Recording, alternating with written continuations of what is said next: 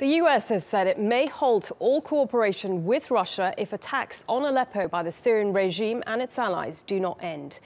This comes after Russia said it would carry on bombing rebel-held eastern Aleppo, defying US demands to stop. The US and Russia have been negotiating for months to try to secure a ceasefire, but the latest truce collapsed last week, and attacks on eastern Aleppo have since intensified.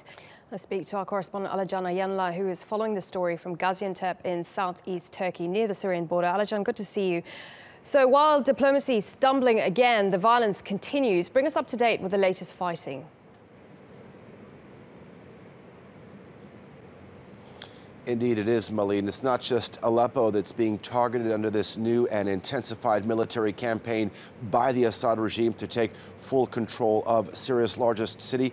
Other Syrian cities are also being heavily targeted, including Idlib province, which on Thursday, Syrian warplanes conducted an attack. 20 people were killed in those attacks, including 3 children. This is on top of the 96 children that have been killed just in the last week in Aleppo. That's according to UNICEF. And this number is likely to rise because of the high number of critically wounded, as well as the scarcity of doctors and medical supplies dwindling. Activists on the ground have been reporting for months now that the regime had been using incendiary and cluster bombs. Now they're reporting with this latest attack that vacuum bombs had been used in that attack that killed 20 people. Now, this is a type of bomb where the explosion creates heat as well as pressure, adding to that rhetoric that the Assad regime is killing indiscriminately. Malene? Alican, a ceasefire more desperate than ever. Yesterday, we heard from Turkey's foreign minister, who said for the first time that he's willing to work with Russia to try and bring about another ceasefire. Could Turkey now fill the gap that the US seems to be leaving behind?